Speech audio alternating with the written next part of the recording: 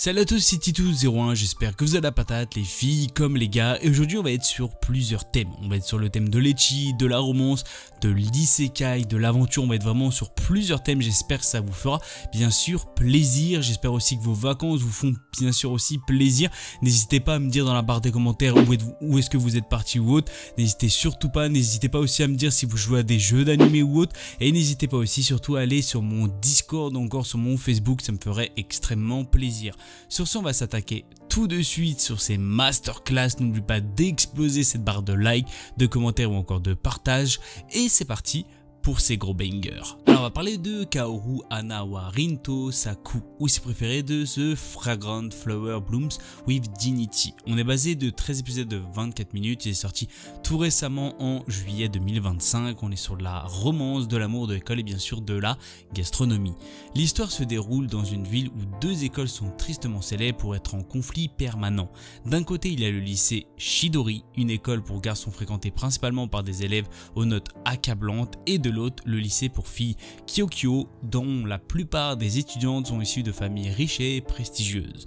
Un jour, alors que Rintaro Tsumugi, élève du lycée Shidori à l'allure imposante, aide à la pâtisserie de sa famille, il fait la rencontre d'une cliente nommée Kaoruko Waguri. Rintaro apprécie le temps qu'il passe avec Kaoruko car elle ne le juge pas par son apparence. Cependant, Rintaro découvre rapidement que Kaoruko est en réalité une étudiante de Kikiyo. Cette révélation marque le début d'une histoire mouvementée pour les deux jeunes gens qui doivent lutter contre les obstacles imposés par leur école et leur entourage pour tenter de trouver leur propre voie. Alors moi, ce que j'ai à dire, c'est que j'en avais un petit peu parlé d'animé qui allait bien sûr arriver prochainement. Ça allait parler sûrement de gastronomie, de pâtisserie, etc. et bien sûr de romance.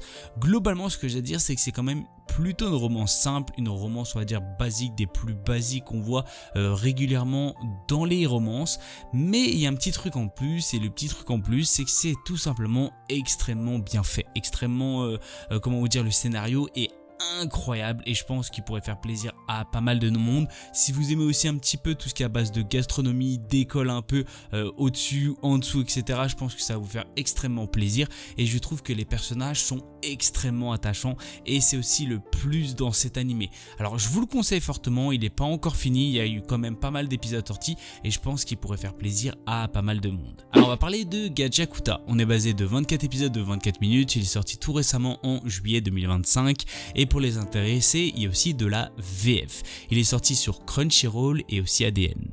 L'action, drame ou encore fantasy, il y a aussi de la vengeance et aussi de l'assassinat.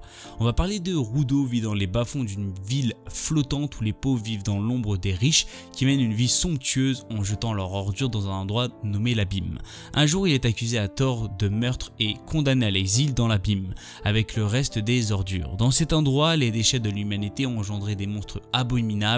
Et si Rudo veut avoir un espoir de découvrir la vérité et de se venger de ceux qui l'ont jeté en enfer, il devra apprendre à maîtriser l'étrange pouvoir qui sommeille dans ses gants. Alors globalement, c'est un anime que j'avais aussi un petit peu parlé, mais on n'avait pas beaucoup d'informations sur ça, et bien sûr l'anime n'était pas encore forcément sorti, où il y avait quelques épisodes. Globalement, c'est un anime, je pense, qui va tout exploser cette année et qui va faire plaisir à pas mal de monde, parce que vous avez de l'action, vous avez de la fantasy, vous avez aussi de l'assassinat, c'est-à-dire vous avez du combat, de la vengeance, etc.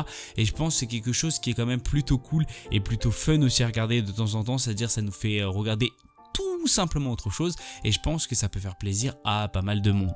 Globalement, c'est un petit banger, une petite masterclass de cette année 2025 qui pourrait, je pense, faire émerveiller pas mal de monde sur bien sûr cet univers qu'on voit aussi assez régulièrement dans les animés, mais globalement le scénario ou encore les personnages sont vraiment extrêmement importants. Dans tous les cas, je vous le conseille, je pense que vous allez passer un très bon moment et c'est quand même une réelle petite pépite pour cette année 2025. Alors on va parler de Mikadono Sanshimai wa Ongai Shoroi. On est basé de 12 épisodes de 24 minutes, il est sorti en juillet 2025, on est sur de la comédie, de la romance et bien sûr de la famille. Pour les intéressés, il est bien sûr sur Crunchyroll. Yu Ayase est le fils d'une célèbre actrice, pourtant à côté de sa mère, il est très banal et transparent. Sa mère étant très préoccupée, Yu est confié à une de ses amies. En arrivant là-bas, il apprend que l'amie de sa mère a 3 filles au caractère caractère bien trempé et à la beauté magnifique et androgyne. Alors globalement on apprend quand même pas mal de choses. J'en avais déjà un petit peu parlé de cet animé en voyant bien sûr le thriller et en voyant quelques épisodes. On n'avait pas beaucoup d'infos et c'est vrai qu'on peut pas se baser forcément sur le premier épisode, voire sur le deuxième, c'est vraiment en regardant plusieurs épisodes. Globalement c'est quand même un animé qui est vachement intéressant où on remarque pas mal de choses. Il y a de la romance, vous vous en doutez, on va parler aussi énormément de comédie. L'androgyne, alors c'est vrai, c'est parcimonie même si je suis pas trop d'accord avec ça, mais globalement l'animé a de réelles qualités, je pense qu'il pourrait faire plaisir à pas mal de monde.